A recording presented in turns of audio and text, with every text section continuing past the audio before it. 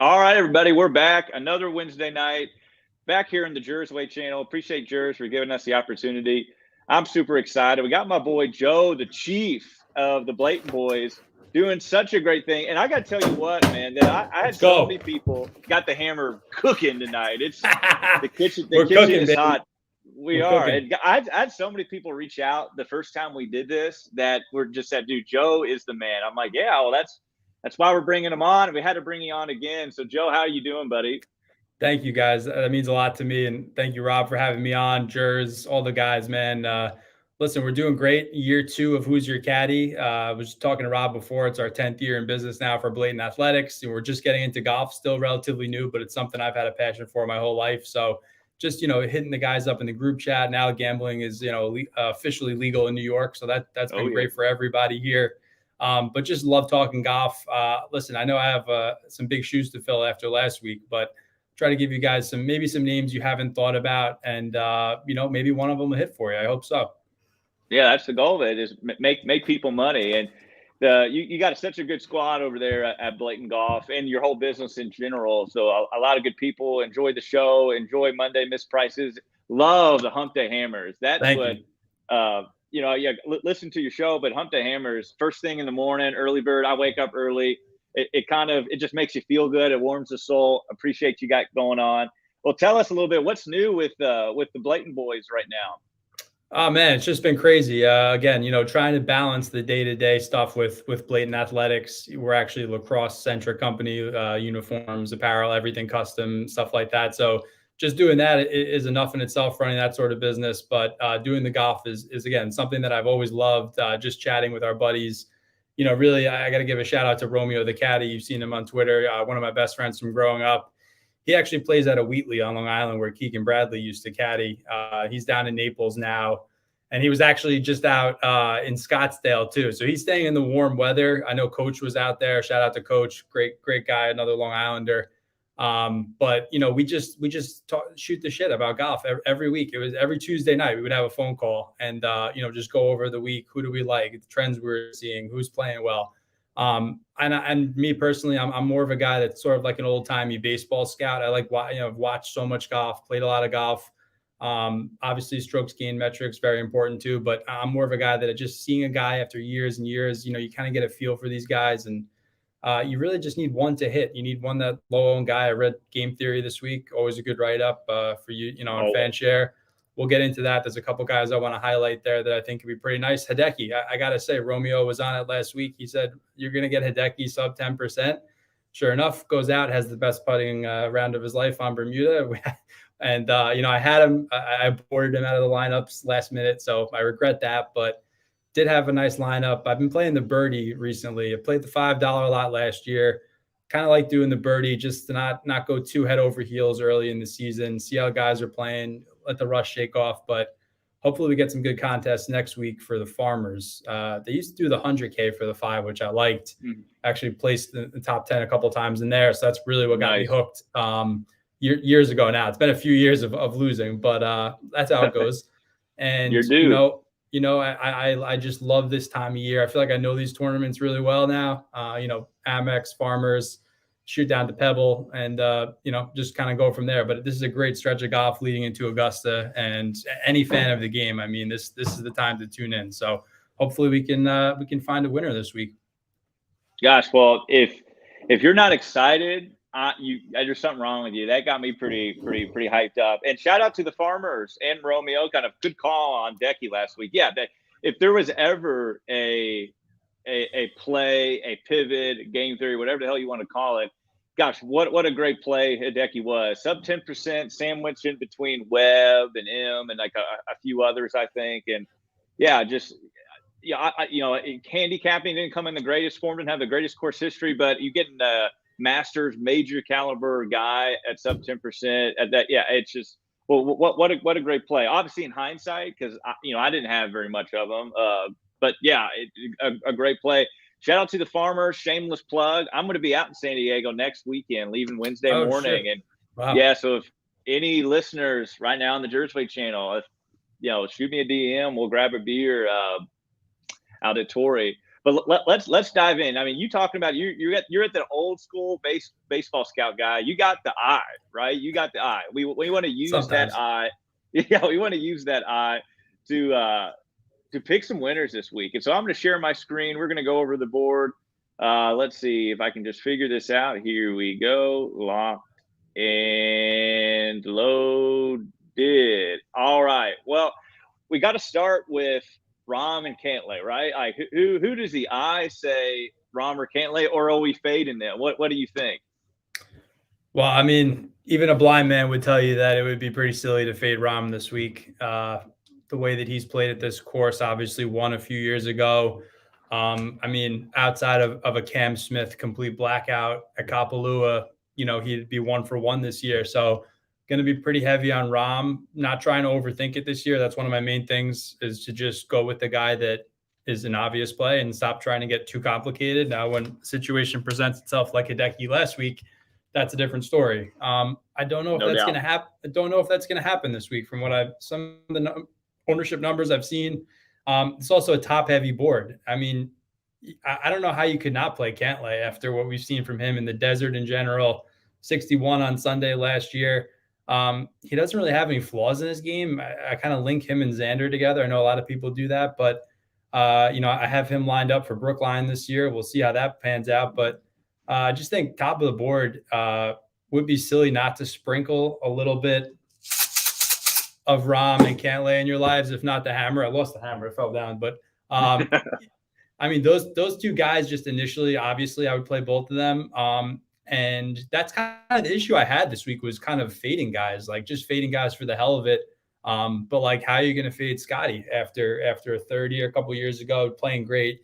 Really could see this being his tournament to finally pop that cherry. He's been waiting to win. Yeah. And, Uncle Tony this was your top guy. So in game theory, and Romeo's on him big time. Tony has been playing out of Silverleaf in Scottsdale the last 2 years. So he's getting pretty acclimated to the desert climate. And I just think, he made his bones out in Vegas playing those money matches from what I've heard. So, I mean, he's got a fourth year last year. I think he was in the final group with Richie. So, I mean, those top four guys, Rahm, Cantlay, Scheffler, and Uncle Tony, I would sprinkle around a little bit. And then after that, I think the 9K range, you could find a couple guys that may warrant a fade. Can't play everybody, obviously. So, I kind of think it's top heavy, and I'm going to be a little overweight on that top sector.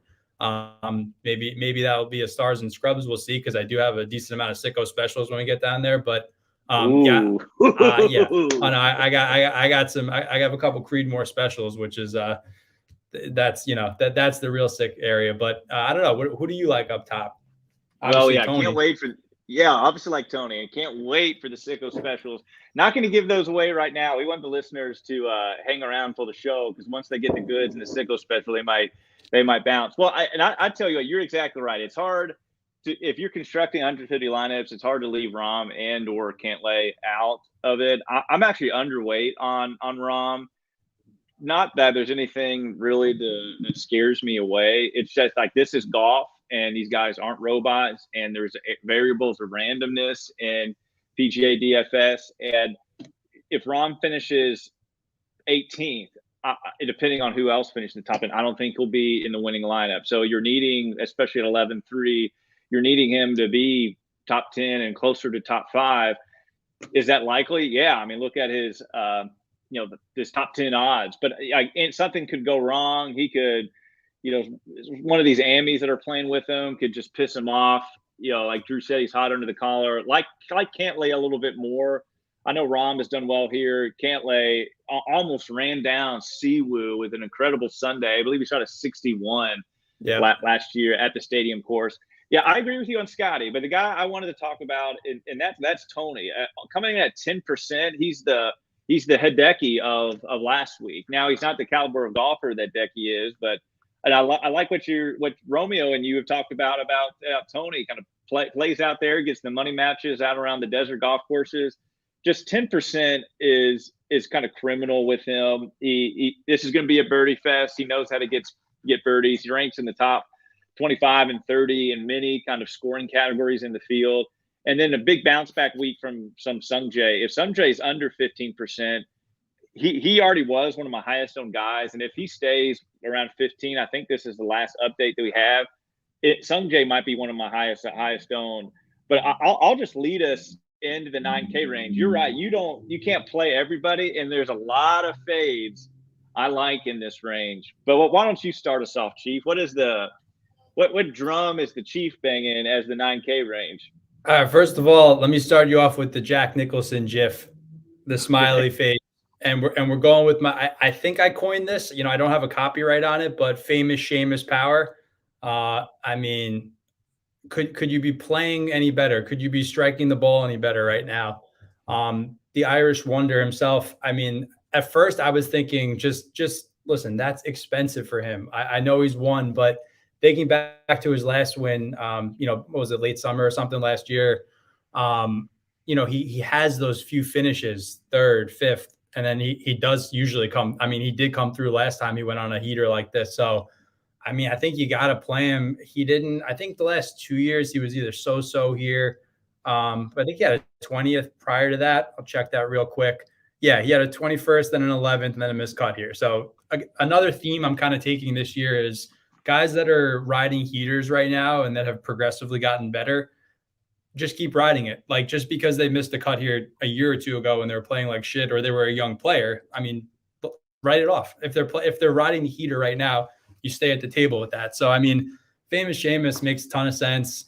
Your boy, the Goochmeister, you know, makes sense. I think the Pro-Am angle is interesting. Same thing with Cantlay, but in reverse. Cantlay, notoriously meticulous, slow player, could work pretty well for him. Whereas Goochmeister, we saw him freak out on last week. So that's an interesting angle to take. I mean, for me, I'm gonna probably fade Corey Connors in my initial build right now. No particular reason. He's hitting the ball great. I'm hearing that there's not too much POA overseed. That was a narrative earlier this week. I hear the greens are flush, so I mean that should be good for him. We saw him butt lights out pretty much at Sony, so it's hard. Again, it really is hard. Cousin Russell Henley. I mean, he's going to get faded by a lot of people after last week. That took a lot out of him. I can't really rag on him. He had a couple of bad lip outs on the back nine. Yeah, I mean, what are you going to do? You shoot 65 and Hideki just blacks out, hits the best 3-wood of the last 2 years, and fucking wins. Like that's what happens sometimes in golf. So, I mean, I'm going to be off the wild Tringolini. I just can't play him, can't stomach him despite the stats. Willie Z, though, I caught him at 50-1. That's a huge number. Yeah, that's huge. Talk about inexperience. Guess where else he was inexperienced? A little place called Augusta National. It worked out okay for him last year. So, dude, Willie Z. I mean, 9,100. And then we got the prophet, Abraham Answer. I mean, one of our favorite guys at Who's Your Caddy. I think. I mean, he's great, and Wolf's going to be popular. Let's not pretend he's not going to be popular because he hasn't played. You know, he's got 2 runner-ups in the desert. We talked about the PO overseed.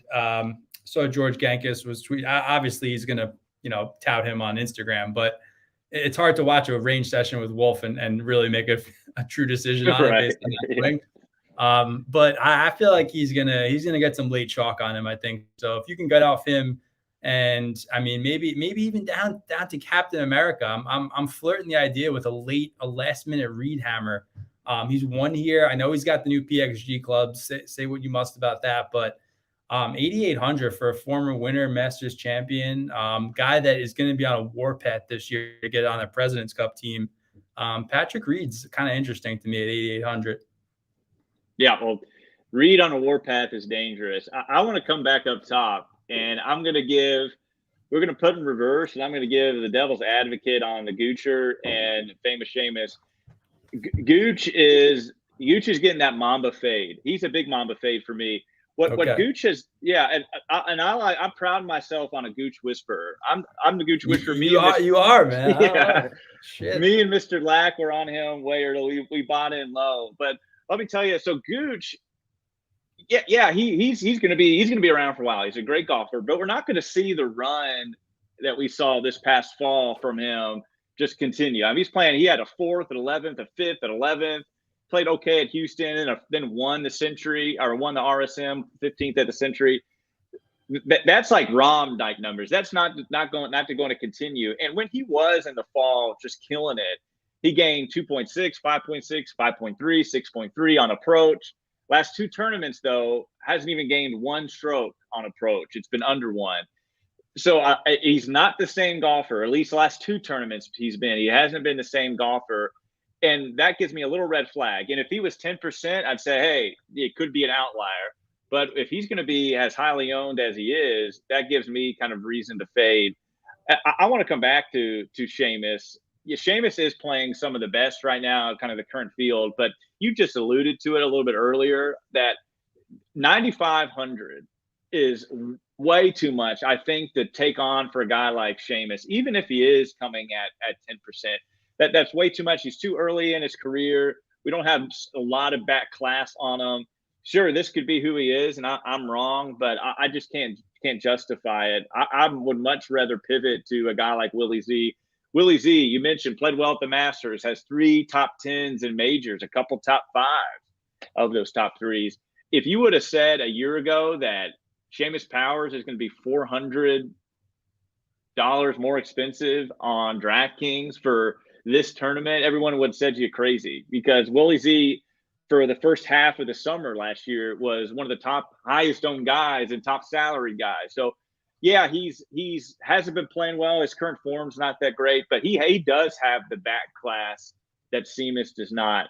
Big on Willie Z. Whether it's this week, next week, he'll return to his form.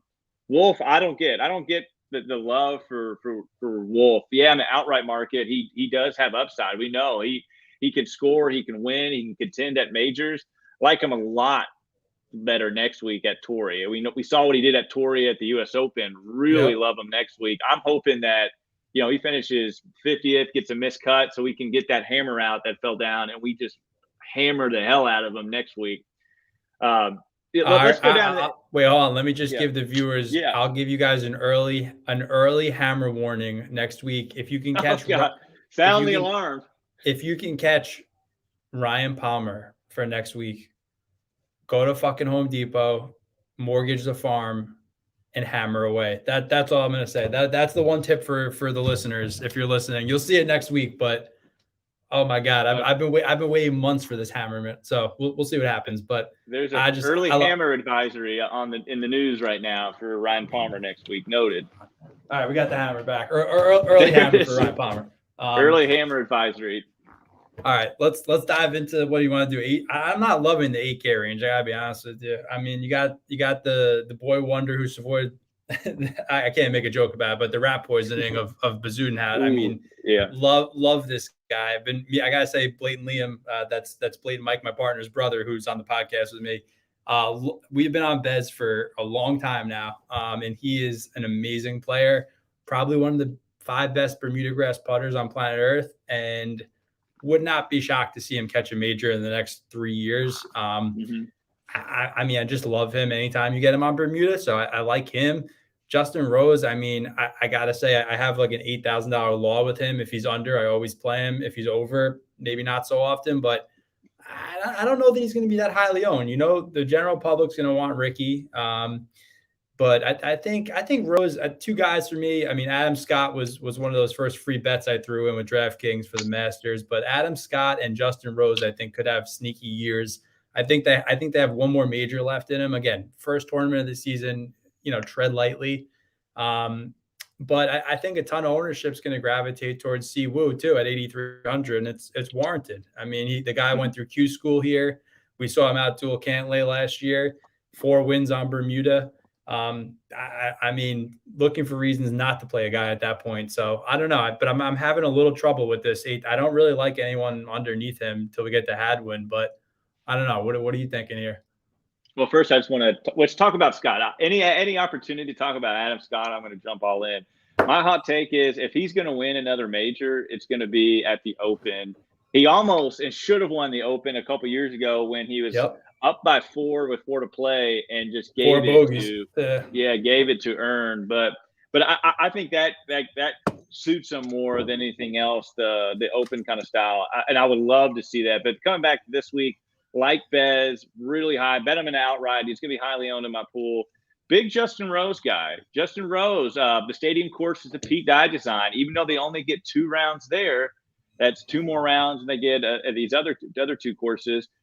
Justin Rose ranks second in DK points at Pete Dye courses, and he's in the top 5 in strokes gained total at Pete Dye courses. So good course fit, good plays well in comp courses. Justin Rose kind of showed some life at the RSM Classic before he shut things down, I believe, for the new year.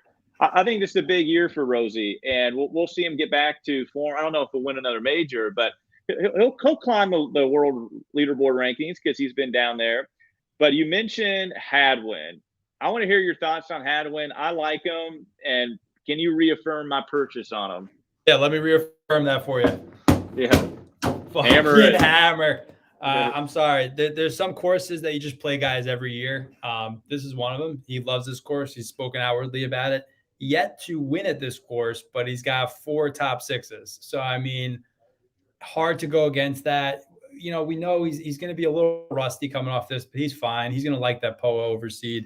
I just think him and the Harmonator, 7,900, another guy shaking off the rough. I mean, it's great track record. He's got 5 T21s in his last 6 years, the Harmonator. So, I mean, if you want to do like a little bit of sprinklement of Hadwin and Harmon, can't go wrong. I like this. I like this 7K range a lot more than I do like the 8K range this week. I mean, you got Captain Kirk right there. I mean, who likes Bermuda more than him? Cousin Russell Knox, again, I mean, this guy's given me serious agita over the years, but he looked pretty good last week. He's hitting his iron really well. The putter is still hit or miss with him. And then like all these guys here, I'm not loving any of them really in the mid 7s.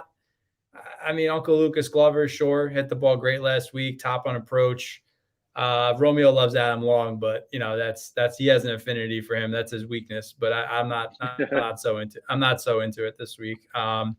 Michael Thompson, though, the bearded wonder, it looks like he's like on the lam with Dexter or something with that thing he's got on his face. But tell you what, he won the Honda Classic, 5th here, 5th and a 9th last 3 here, and 5th last week at Sony. I mean, Michael Thompson, I think, is probably my favorite play in the mid to upper 7 range until you get to Hadwin.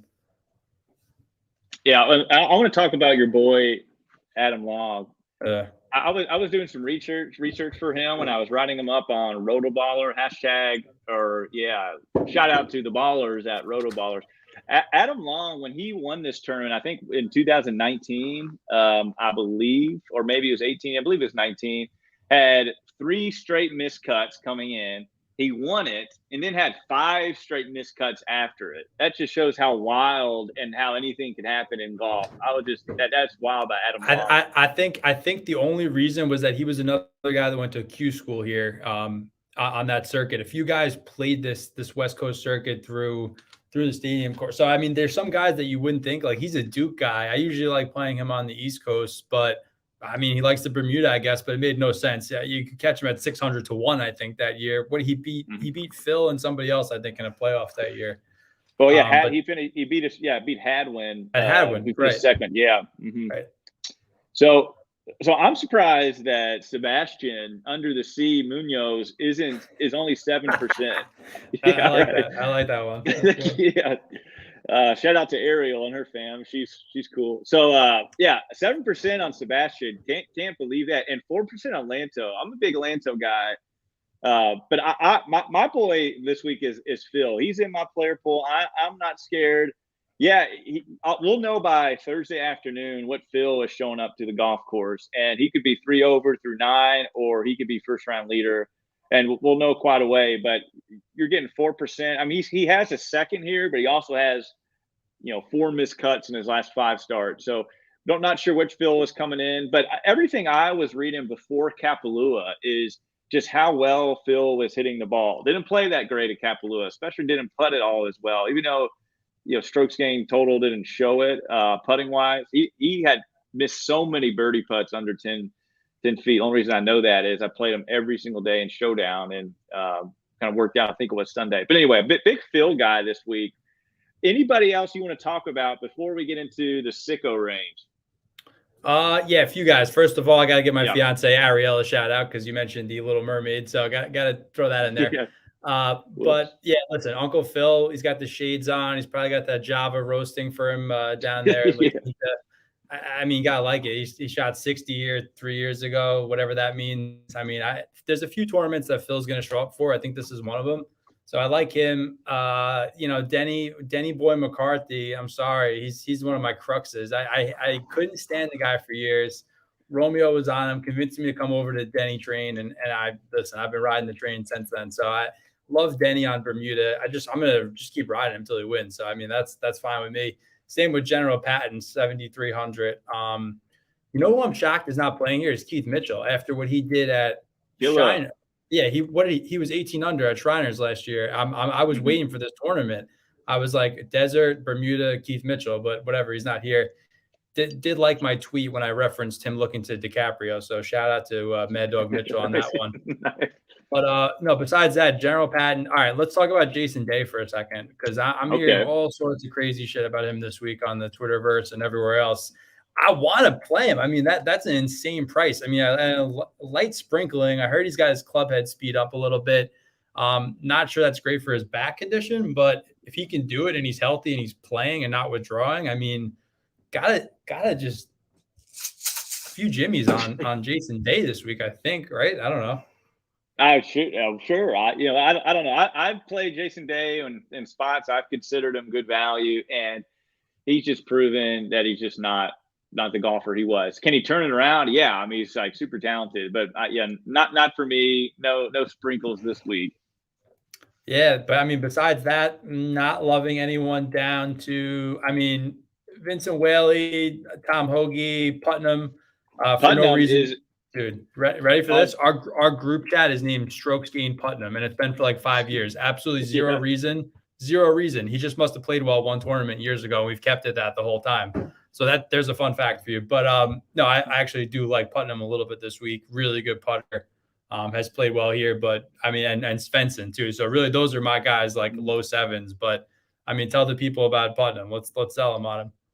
Oh, peppered on wave. He's got that. He's got that in his DNA. But Putnam played well last week. He was kind of flew under the radar at Sony. And I'm trying to pull up my notes here while it's going on. So let's go into the Sony. So Putnam, it's the first time he's gained strokes approach in 2 straight tournaments, I think, since last March. That's how maybe not good he's been, or last spring, I should say. So he's been bad. So there's a little bit of maybe he's trending on approach and tee to green. Yeah, it's actually tee to green. He hasn't gained strokes consecutively in 2 back-to-back tournaments. He did that at the RSM, and he actually gained almost 2, which is great for Putnam at the Sony. Finished 27th. If he put a little bit better, his odds. I like Putnam. Decent course history. I don't think he's missed a cut here.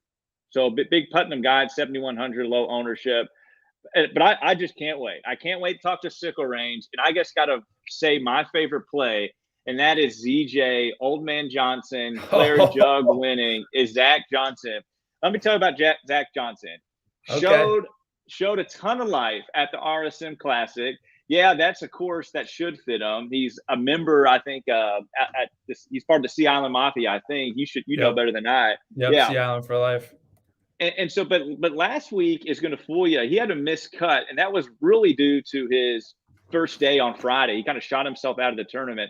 But his back 9, on Thursday, his back 9 on Friday, I think he shot a 30 with 5 consecutive birdies, and that was parring the par 5 fifth. He got kind of a raw deal off the tee. So almost shot a 29, I believe it was. Might have been 30, 29. I think almost shot a 29 to try to make the cut. So take away one bad day, and I think Zach Johnson will have a lot more steam. He's back. Zach Johnson's back, 6,900. He's 1% on fan share ownership wise. He'll come around maybe 1 or 2 dots up. But I like Zach Johnson to kick off the Sicko special. Who's getting your love down here? All right. So I mean, listen, you made a good case for Zeej. Always like rooting for him. This is the type of course he could play well at. I'm actually going to dive down. I'm just going to start all the way down to 6,400 because there's a few guys I really like down here. Listen, take this all with a grain of salt. Some of this is to be funny, but for all seriousness, JT Poston, 6,400, not just because it's my namesake, but I always joke about that, but severe lurkage. Loved what he did round 1 last week. again, guys are working out kinks from the offseason, but I like blips that I'm seeing over the first week or so they're out there. Keep working on that, in the next few days before the next tournament. 7th here 2 years ago. Again, I'm looking for phenomenal Bermuda putters, especially for the last day or so, just looking into guys that are at the course. They're just putting on carpet. I don't expect it to be so difficult for anyone putting wise. So I actually like playing elite putters in that situation because it just ups their game that much more. Another guy after that, not a good putter, but really like what I heard from him at Sony was Kevin Chappell, floppy wrist, 6,300. Chappie. Yeah, no, Chappie's actually had a little decent run here himself, but just I was really taken away for whatever reason. I was listening to his post round Thursday. Actually had a sick thing happen. If you listen to the podcast, I had General Patton. He was 7 under, first round leader. Thought it was at least a lock. Chappie tied him. Furyk goes birdie, birdie, birdie, ace to hop him, and then Nah hops him afterwards. So I'm actually happy that Nah hopped him because I couldn't have lived with myself after that. But Chappell just talked about how he's, he was injured, fixed some things in the offseason, playing a lot better. And I mean, 7 under, a few days ago, that stands out to me. So the cathedral of the stadium course is going to be taken down by Chappell. Shout out to for the love of the game. Any love of the game fans out there? Shout out to them. Billy Chappell, right? Oh no, yeah, that's right. Yeah, Billy Chappell. Yeah. I'm a huge Kevin Costner fan. Favorite movie being Tin Cup. That's that's the whole Costner, thing. But man. Yeah, I just got the Yellowstone too. What a great show. Really good show. But anyway, other sickos. Richie Orrensky, 350 to 1, 6,300. He's got a 9th. He was in the final group last year, I believe, with Uncle Tony. Just kind of shit his pants on Sunday. I think he shot 75, but regardless, throw that out the window. Again, I'm isolating great Bermuda putters, and he's one of them. Brandon Hagee going down a little bit more. First round leader last year. California guy, like him a lot, hits the shit out of the ball. We saw him lurk at the Honda last year. Just solid player. I mean, you're getting some guys that have severe upside and again, an easy Pro-Am tournament. You just need to catch a hot putter. A guy I was looking into deep last night, Austin Smotherman, 6,200.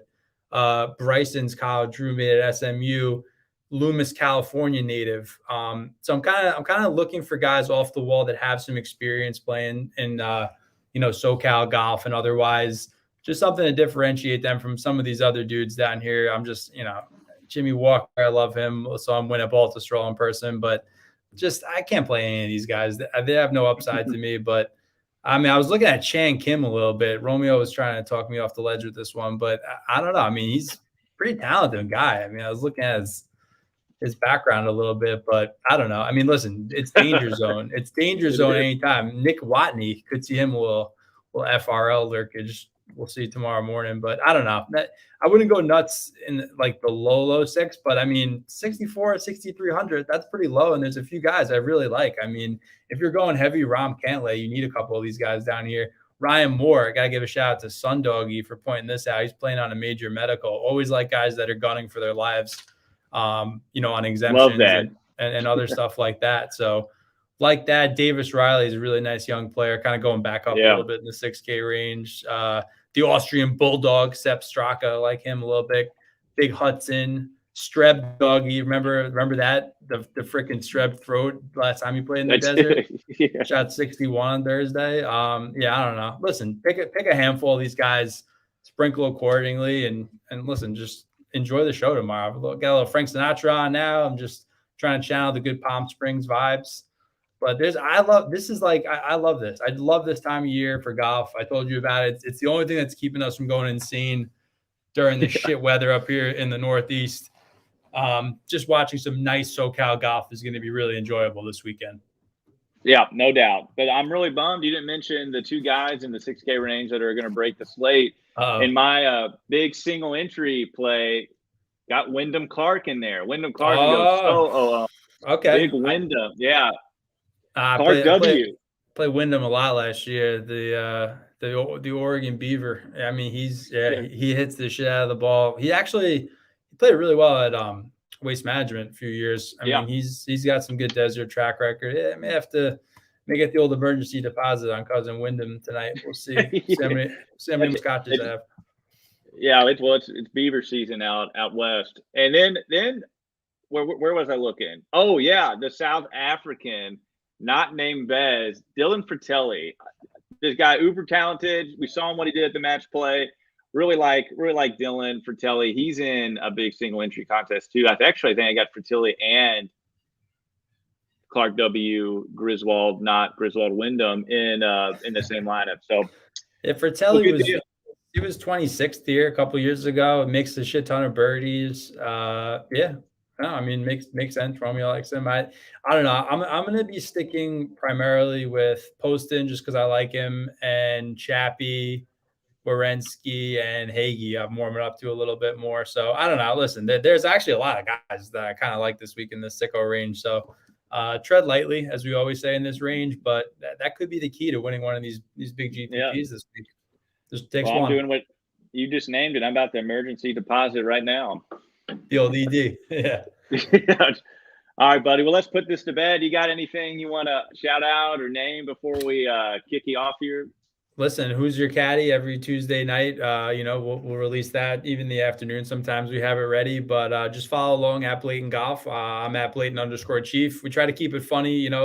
It sometimes gets too much diving so deep into the strokes, just all these stats that you're throwing at. But sometimes you do have to just sit back and just think, like, if you watch golf, some of these guys, these things become clear to you after a while, and kind of just trust your gut sometimes when you can't decide on the stats, and maybe that'll lead you to the promised land. Yep. Especially for you. And you got that eye. Man. Well, got the eye and the hammer. That's all we need. That's the eye and the hammer, man. That's your weapon. All right, everybody. Good luck. Appreciate yours. Make some money this weekend. Do something you all want to do. BOL. BOL, as we always say. Good luck, guys.